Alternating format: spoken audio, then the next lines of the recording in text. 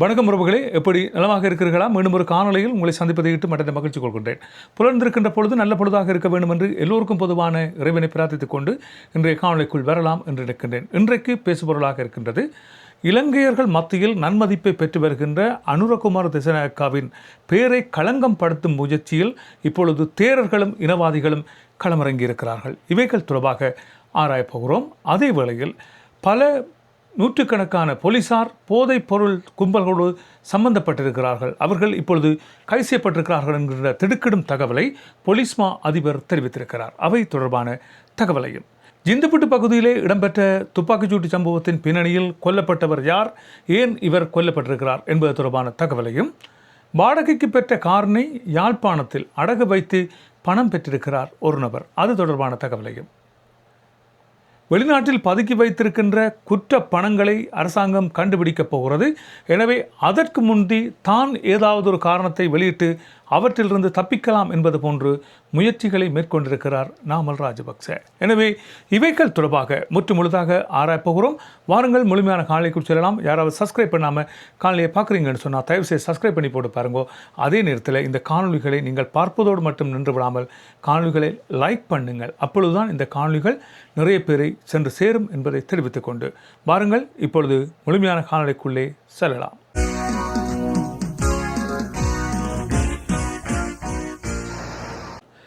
இப்பொழுது இலங்கையில் ஏற்பட்டிருக்கின்ற அனுரகுமார திசாநாயக்கா தலைமையிலான இந்த அரசாங்கம் செய்து வருகின்ற செயற்பாடுகள் தொடர்பாக மக்கள் மத்தியிலே ஒரு நம்பிக்கை ஏற்பட்டிருக்கிறது. இந்த அரசாங்கம் ஏதோ செய்கிறது, அதை விடுத்து இந்த அரசாங்கத்தை நம்பி எல்லாவற்றையும் நாங்கள் வெளிப்படுத்தலாம் என்பது போன்று பல்வேறுபட்ட தகவல்கள் வெளிக்கொண்டு வரப்பட்டிருக்கின்றன.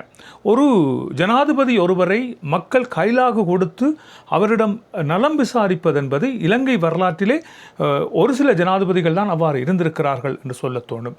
எங்களில் ஒருவராக, அதாவது எங்கள் வீட்டிலிருந்து ஒருவர் எங்களை பார்க்க வருகிறார் என்பது போன்று வடபகுதிக்காக இருக்கட்டும் அல்லது மலையகத்துக்காக இருக்கட்டும், தமிழர் வாழ்கின்ற பிரதேசங்களிலே ஒரு ஜனாதிபதி வந்து இவ்வாறு நடந்து கொள்கின்ற விதம் மக்களால் வரவேற்கப்பட்ட ஒன்றாக இப்பொழுது மாறியிருக்கிறது. ஒரு ஜனாதிபதி தனக்கு வடபகுதிக்கு வருவதற்கே பாதுகாப்பு இல்லை என்று சொல்கின்ற ஒரு நாட்டிலே வாழ்ந்து கொண்டிருக்கின்ற இந்த ஜனாதிபதி சர்வசாதாரணமாக மக்கள் வாழ்கின்ற ஒரு பகுதிக்கு வருகிறார், உடற்பயிற்சி செய்கிறார், நடந்து செல்கிறார், மக்களை நலன் விசாரிக்கிறார். இவ்வாறு இருக்கின்ற இந்த மனநிலை தொடர்பாக இப்பொழுது பௌத்த மேலாதிக்கம் பிடித்த ஒரு சில தேரர்கள் மத்தியிலே இவை பெரும் குழப்பத்தை ஏற்படுத்தி இருக்கின்றன. ஒரு சிலருக்கு தங்கள் அரசியல் வாழ்க்கை தொடர்பாக ஒரு நிச்சயமற்ற தன்மை ஏற்பட்டிருக்கிறது. இப்படியே இவற்றை போகவிட்டால் அனுரகுமார திசாநாயக்கான்னு சொல்லப்படுகின்ற இந்த நபர் இலங்கையிலே எல்லோராலும் போற்றப்படுகின்ற ஒருவராக, எல்லா மக்களாலும் பாராட்டப்படுகின்ற ஒருவராக வந்து விடுவார் என்பதை கருத்திலே கொண்ட இந்த தேரர் குழு, பௌத்த மேலாதிக்க தன்மை கொண்ட தேரர் குழு இப்பொழுது கையில் எடுத்திருக்கின்ற ஒரு விடயமாக இந்த அரசாங்கத்துக்கு எதிராக ஒரு போராட்டத்தை நடத்தப் போகிறோம் என்பது போன்று தெரிவித்திருக்கிறார்கள். கடந்த காலங்களிலே ஆட்சியில் இருந்தவர்களை பார்த்தால், அரசாட்சியில் இருந்தவர்களாக இருக்கட்டும் அல்லது அரசு தரப்பில் இருந்தவர்களாக பார்க்கட்டும், அவர்கள் என்ன செய்திருக்கிறார்கள் என்று சொன்னால் இனவாதம் மதவாதம் இரண்டையும் வைத்து கொண்டுதான் இந்த ஆட்சி முறைகளை தக்க வைத்து கொண்டிருந்தார்கள். நவீன துட்ட கைமுடு என்று சொல்கின்ற அளவுக்கு கோத்தபாய ராஜபக்ச ஒரு காலத்திலே போற்றப்பட்டிருந்தார். யுத்தத்தை வென்ற நாயகன் என்று பாராட்டப்பட்டிருந்தார். யாரால் பாராட்டப்பட்டு அரியணை ஏற்றப்பட்டார்களோ அந்த மக்களாலே அவர் துரத்தி அடிக்கப்பட்டார். ஆனால் இவற்றிலிருந்து முற்றுமுழுதாக வேறுபட்ட ஒரு கோணத்திலே ஜனாதிபதி அனுரகுமார திசாநாயக்கா பார்க்கப்படுகிறார். வடபகுதி மக்களாக இருக்கட்டும் அல்லது தமிழ் பேசுகின்ற மக்கள் வாழ்கின்ற பகுதிகளாக இருக்கட்டும், அந்த பகுதிகளிலே ஜனாதிபதி அனுரகுமார திசாநாயக்கா தொடர்பாக மக்கள் மத்தியிலே ஒரு உயரிய எண்ணம் ஏற்பட்டிருப்பதை நாங்கள் பார்க்கக்கூடிய மாதிரியாக இருக்கிறது. காலம் காலமாக மக்களை ஏமாற்றி வந்த அரசியல் பேர்வழிகளில் இருந்து இவர் ஏதோ ஒரு வகையில் மக்கள் மனங்களில் இடம் பிடித்திருக்கிறார் என்று சொல்ல வேண்டிய ஒரு கட்டம் இப்பொழுது ஏற்பட்டிருக்கிறது. தமிழர்களின் வாழ்வியலில் சிறந்து விளங்குகின்ற இந்த பொங்கல் பண்டிகையை ஒரு ஜனாதிபதி அவர்கள் வாழ்கின்ற பகுதியிலே வந்து கொண்டாடி மகிழ்ந்திருக்கிறார் என்றால் அது இலங்கை வரலாற்றிலே இவ்வாறியான ஒரு சம்பவம் முன்னர் இடம்பெற்றதா என்பது தொடர்பான ஒரு கேள்வியை இப்பொழுது ஏற்படுத்தி இருக்கிறது. அது தவிர பௌத்த மேலாதிக்கம் பிடித்த இனவாதிகளுக்கு இவை பெரும் கிளுகிழுப்பை ஏற்படுத்தி இருக்கின்றன. அல்லது ஒரு பெரும் கொந்தளிப்பை ஏற்படுத்தி இருக்கின்றன. பௌத்த மேலாதிக்கம் பிடித்த தேரர்கள், இனவாதம் பேசி வருகின்ற இனவாதிகள் இவை தொடர்பாக இப்பொழுது பல்வேறுபட்ட நடவடிக்கைகளை மேற்கொண்டு வருகிறார்கள். அதில் ஒரு கட்டமாகத்தான் இப்பொழுது இந்த கசப்பதிராக இருக்கட்டும் அல்லது பல்வேறுபட்ட தேரர்கள் தெரிவித்து வருகின்ற கருத்துக்களாக இருக்கட்டும், ஒரு சில தேரர்கள் இவர்களுக்கு எதிரான கருத்தை கூட தெரிவித்து வருகிறார்கள். அன்றகுமார் திசாநாயக்காவை அவர்கள் பாராட்டுகின்ற வகையிலே பல்வேறுபட்ட கருத்துக்களை தெரிவித்து வருகிறார்கள். இப்படி இருக்கின்ற சமயத்திலே அண்மையிலே உங்கள் பலருக்கு தெரியும், மஹிந்த ராஜபக்சவின் மனைவி சிராந்தி ராஜபக்ச FCIDக்கு வந்திருந்த வேளையில் ஒரு தேரர் அங்கே வந்து நின்று பணிவிடை செய்கின்ற தரப்பு போன்று, மேடம் வருகிறார், விலகுங்கள், மேடத்தை இறக்குங்கள், உள்ளே அனுப்புங்கள் என்பது போன்று அங்கே நின்று ஒரு குற்றவல் செய்து கொண்டிருந்த ஒரு தேரர் இப்பொழுது ஒரு தொலைக்காட்சி ஒன்றினுடைய உரிமையாளர் என்று சொல்லப்படுகின்ற ஒரு நபரால் நடத்தப்படுகின்ற ஒரு கட்சியிலே இப்பொழுது சேர்ந்திருக்கிறார் என்று சொல்லப்படுகிறது. எனவே தேரர்கள் ஏன் அரச கட்சிகளிலே சேர வேண்டும் என்கின்ற கேள்வியும் இப்பொழுது எழுந்திருக்கின்றன. இப்பொழுது இருக்கின்ற பிரச்சனை, இந்த சிங்கள மக்கள் மத்தியிலே, தமிழ் மக்கள் மத்தியிலே நல்மதிப்பை பெற்று வருகின்ற இந்த அனுரகுமார் திசாநாயக்கா தொடர்பான ஒரு புரள்வான எண்ணக்கருத்தை மக்கள் மத்தியிலே புகட்ட வேண்டும் என்பது போன்றுதான் இப்பொழுது கருத்துக்கள் முன்வைக்கப்படுகின்றன.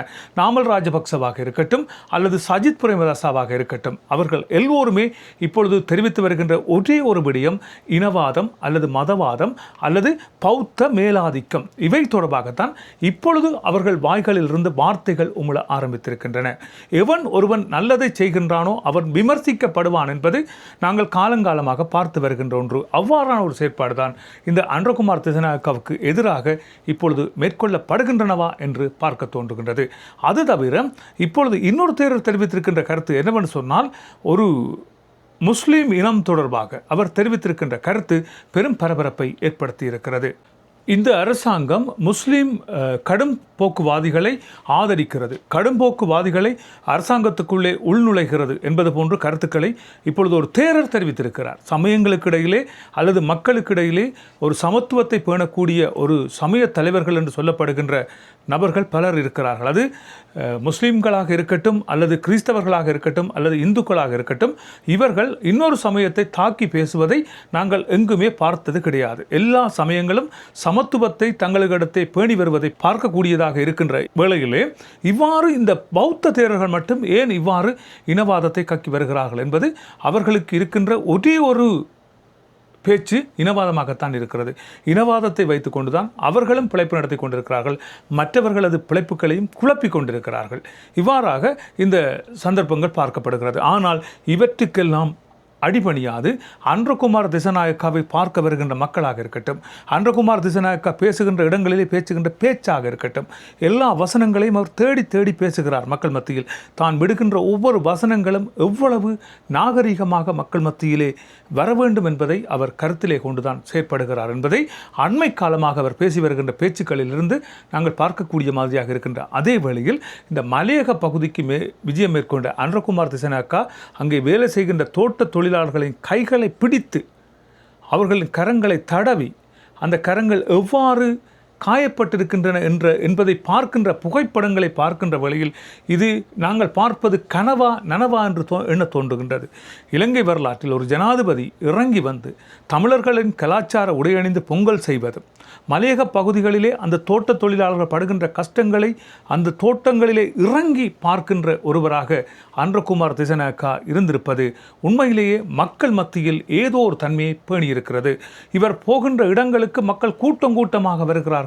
காரணம், எங்களை தேடி ஒருவர் வந்திருக்கிறார், எங்களில் ஒருவர் வந்திருக்கிறார் என்பது போன்று மக்கள் அவரை புகழாரம் சூட ஆரம்பித்திருக்கிறார்கள்.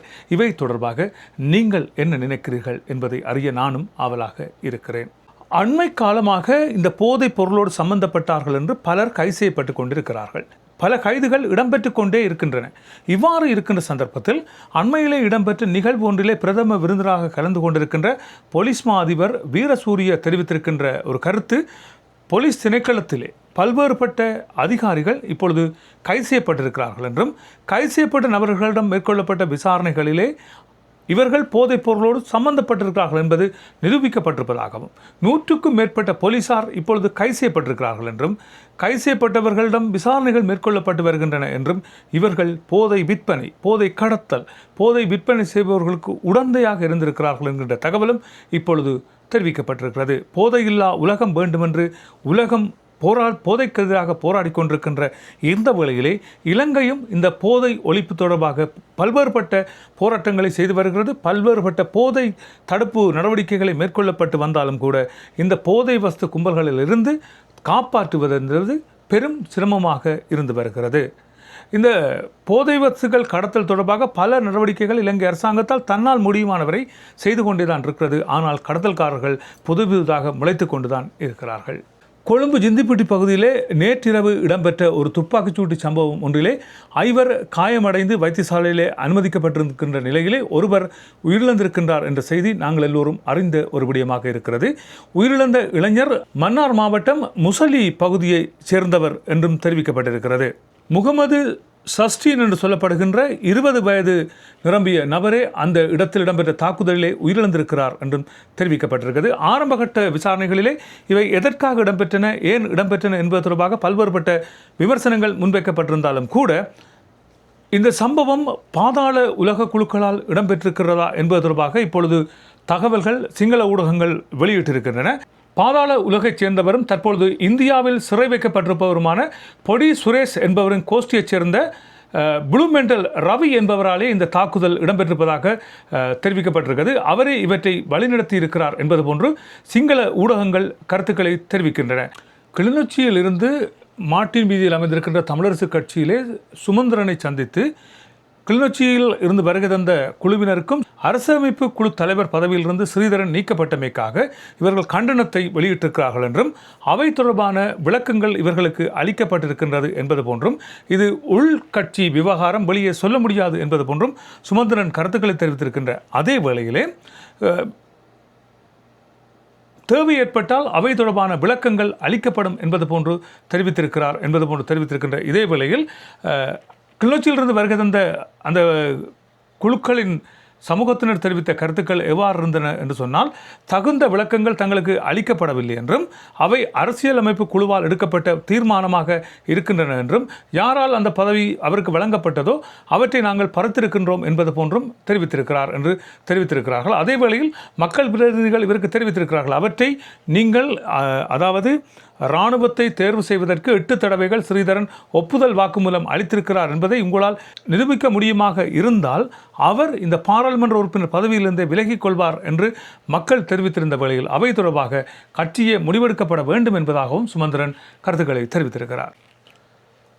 அமைச்சர் விஜித கேரத் ஒரு தகவலை வெளியிட்டிருக்கிறார். என்னவென்று சொன்னால், அதாவது அறகலைய போராட்டம் வெளிநாட்டு சதியாலே மேற்கொள்ளப்பட்டதாக நாமல் தெரிவித்திருக்கிறார் என்று ஒரு கருத்து அண்மையிலே அவர் ஊடக சந்திப்பின் போது தெரிவித்திருந்தார். எனவே இவற்றை மறுத்து விஜித கேரத் இன்றைய தினம் கருத்துக்களை தெரிவித்திருக்கிறார். என்னவென்று சொன்னால், வெளிநாடுகளிலே பதுக்கி வைக்கப்பட்டிருக்கிறதாக சொல்லப்படுகின்ற அரச நிதிகள், அதாவது இலங்கையிலிருந்து கடத்தி செல்லப்பட்ட பல்வேறுபட்ட சொத்துக்கள், ஊழல் முறையிலே சம்பாதிக்கப்பட்ட பல்வேறுபட்ட சொத்துக்கள், பிழையான வழிகளில் சம்பாதிக்கப்பட்ட பணம் என்பன இலங்கைக்கு கொண்டு வருவதற்குரிய சகல விசாரணைகளும் இப்பொழுது மேற்கொள்ளப்பட்டு வருகின்றன.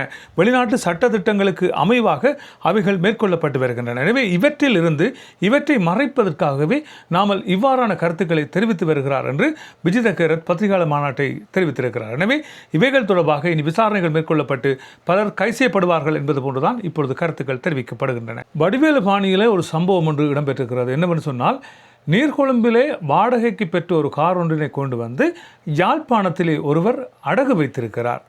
80 லட்சம் ரூபாய்க்கு அடகு வைத்ததாக சொல்லப்படுகின்ற குறித்த கார் இப்பொழுது அனாதாரமாக முறையிலே இப்பொழுது மீட்கப்பட்டிருக்கிறது. என்னவென்று சொன்னால், குறிப்பிட்ட காரினை பெற்றுக்கொண்ட ஒரு நபர் அதனை யாழ்ப்பாணத்தில் இருக்கின்ற ஒரு நபரிடம் கொண்டு வந்து கொடுத்து 80 லட்சம் ரூபாய் பணத்தினை பெற்றிருக்கிறார். அதன் பிற்பாடு அந்த காருக்குரிய பணமும் கொடுக்கவில்லை, காரை திரும்பவும் அந்த வாடகைக்கு பெற்ற நிறுவனத்திடம் கொடுக்கவில்லை என்பது தொடர்பாக அந்த நிறுவனம் போலீசாரிடம் முறைப்பாடு அளித்திருக்கிறது.